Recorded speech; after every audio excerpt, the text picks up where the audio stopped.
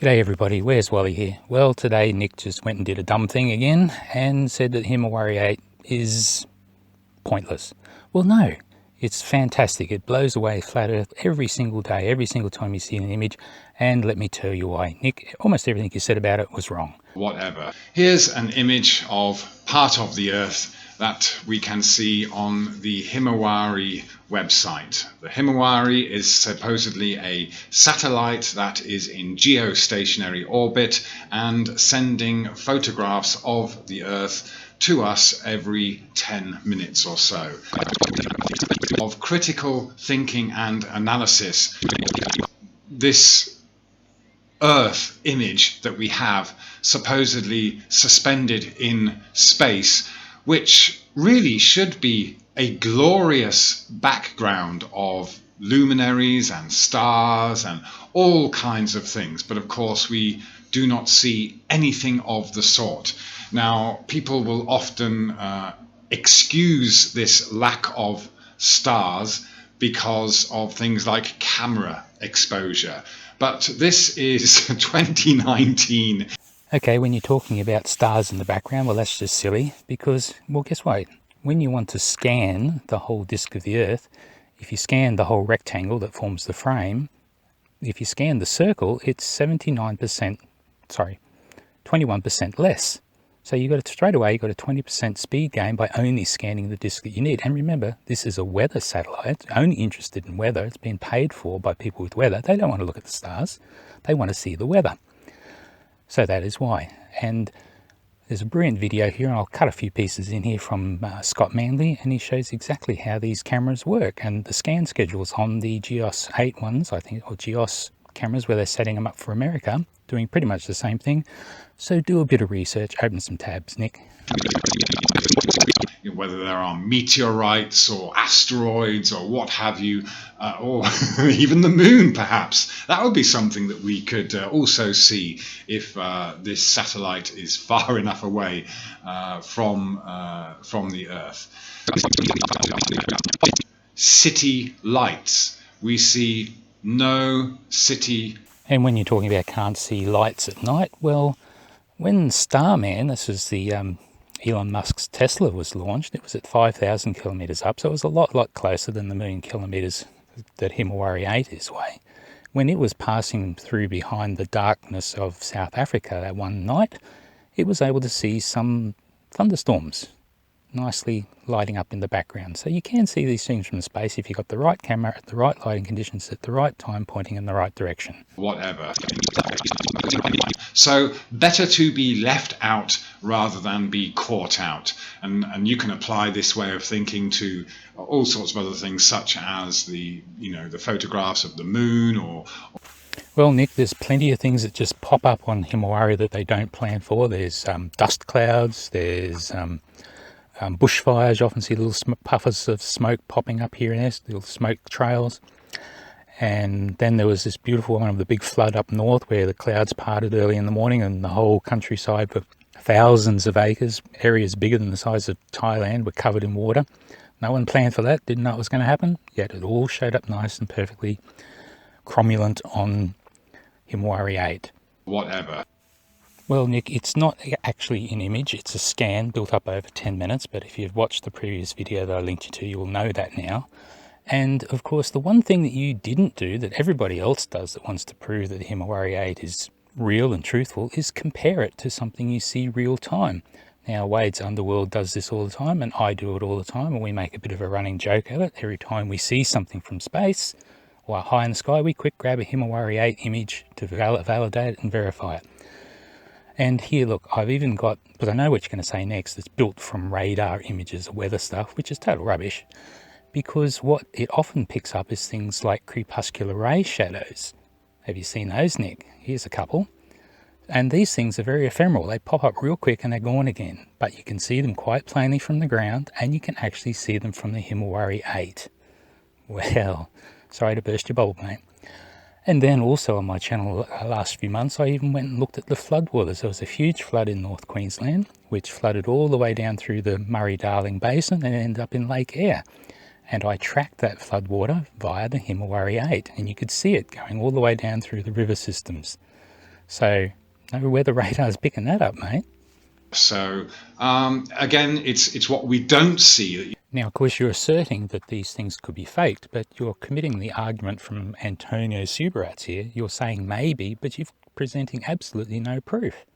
If you're going to say it's being faked, you then have to, you simply must do the next step and prove that it's being faked. Otherwise, you're just waffling. And recreate this imagery of very realistic looking clouds. I mean, this has been done on TV since, I don't know, the 1980s, for example, at least 20 years or so.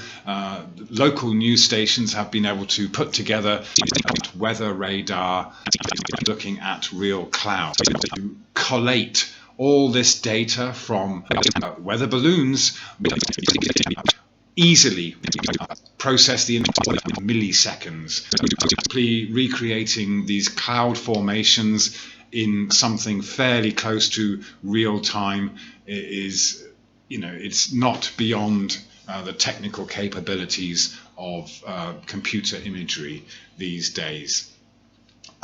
So that's another thing to consider. Now, what if this is a real image or a combination of real photographs? How else could that be done apart from having what is commonly referred to as a satellite in geostationary orbit? Well, something we can consider as a possibility are geostationary balloon satellites. Now, you can easily just look this up on Wikipedia, and here it says that geostationary balloon satellites are proposed atmosphere analogues to satellites. Okay, Nick, let me stop you there. Of course, Google is already doing this. They're Google Loons. You should Google Loons. Google Loons. Well, I think you can figure out well, maybe you can't. Just type in Google and then loons and then balloons and you'll probably find it. But they've been floating around for a while, even around Australia. But the thing is, they don't just hover geostationary because they need some way to do it. And they usually do it by controlling their altitude and picking the winds in the favourable directions. But they're not quite like a geostationary satellite though, Nick. They won't stay exactly in one spot. So they're certainly not going to replace it. And when you say, why would they not build a different technology after they find this first really good technology? Because the new one's better. It's just, why is your car better than it was 50 years ago? Because it's better. Whatever.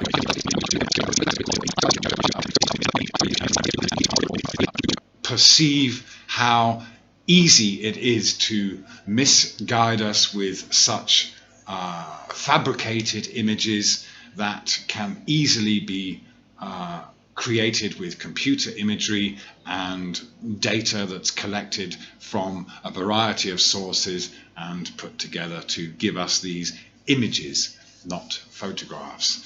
So I hope that's the last time that I hear this ridiculous excuse as some kind of way of debunking the flat earth. Nick, if you think that globies are not going to mention Himawari and just how well it destroys flat earth ever again in the future, mate, no way. Not based on what you just said. You copped nothing. You stopped nothing, mate.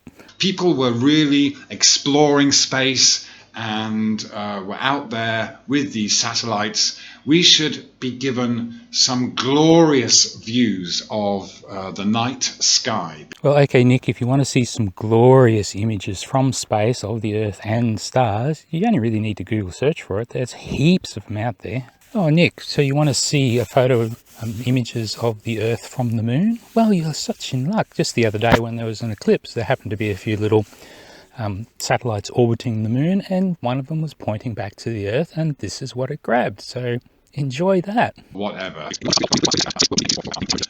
Imagery to us as some kind of proof that we live on a globe.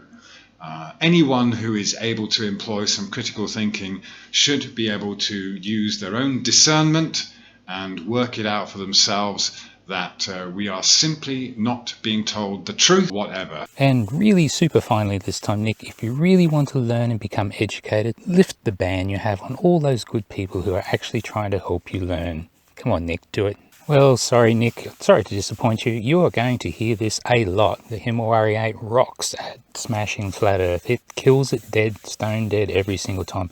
Because what you've done here is you come with a whole pile of ideas, but not proved a single one of them, and you only use the word perceive once. So, sorry, no good. Okay, let's just finish up. Let's play some bits of Wade's Underworld where he went and found some really brilliant things from space. A lot of them from Himawari8. Oh, poor Nick. You didn't really do well with this one, did you, mate? That's interesting.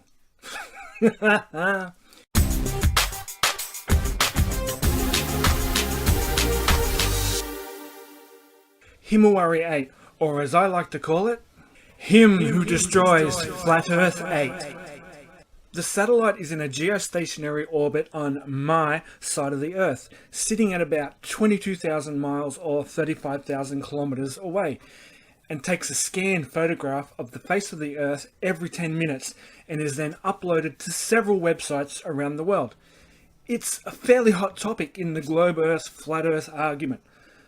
The globe deniers claim the images are nothing but CGI, but I've already done several observations matching my local weather with real-time images from the satellite, and the images always match. This, for me, and for many other people, is conclusive evidence that the images are in fact real. I've finally done a new type of observation which I've wanted to do since I started doing these, and that is dual time lapses. I'll show you a few of them in this video. That actually was one of them at the start of this video. I take this view here, which is the view from the top floor of my house looking to the northwest, and I've matched this with sequential zoomed in images from Himawari8. First, we make a time lapse. This one is just an example, and then I'll show you what part of the Himawari image I'll be using. This one is only about 25 minutes of time, so I didn't do a matchup for this one, but it's got some nice crepuscular rays, and that's why I left it in. Here's the Himawari site I use. The link is in the description, and if we zoom in, I can show you where I live. This is Australia, obviously. I live on the east coast, a little north of Sydney. There's Sydney just there, and then Newcastle, and I live here in a little town called Nelson Bay. This strip here is actually a large stretch of sand dunes, which makes identifying my location pretty easy. Here's the Google Earth image of my location, which gives us a good idea of where I am. There's the sand dunes, and I live on this peninsula just there. And the view from my house I'm using is looking out to the northwest. Alright, here's the first observation. Virtually clear skies, and just with a couple of small little clouds there, and one cloud which we'll see go past when we press play. And there it is. And then it's just clear skies for the rest of this time lapse. All these main time lapses go for about an hour, except for the last one I'll show you. Here's the second dual time lapse, with these streaky type of clouds fanning out to the north. I haven't added the timestamps for all these because it's not really necessary. If I don't use the right images, it doesn't match. And I absolutely love when flat earthers think I'm lying or faking my photos. Alright, play it. We can see the channels in the clouds as this system moves to the east, and it looks like it's about to clear up. Let's see. Look at that. The clouds cleared up just like in the satellite images. Now, there's a couple of videos going around thinking they've debunked Himawari8 because they've found evidence that Himawari uses CGI, particularly data from the Blue Marble set. Now, when Himawari's view goes into nighttime, it still needs to be making observations, and that's when the Blue Marble data is used.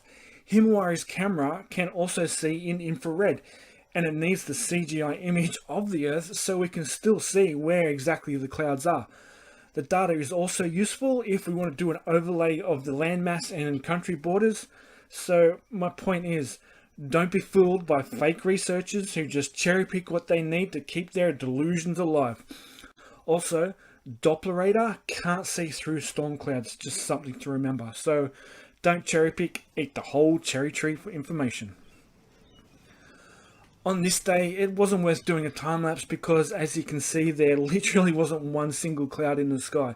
But it's worth showing this because days like this still match up with Himawari. and then the very next day it was completely raining all day and totally covered in clouds. I'm showing you this one for the same reason as the clear day. They always match. Now this next one is interesting. There's my location. Firstly, we can see the sunlight shining through this hole over here, but look at the movement of the clouds. They actually look like they're moving at the wrong angle compared to the satellite images, but it's actually the upper layer of clouds moving across the lower layer. And if we keep watching, it eventually pushes the lower layer out of the way and everything changes direction. And there we go.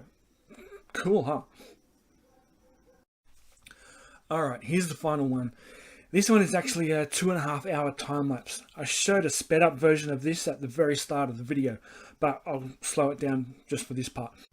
Now we can sort of make out the cloud shape here, but we can see this strip of striped cloud here.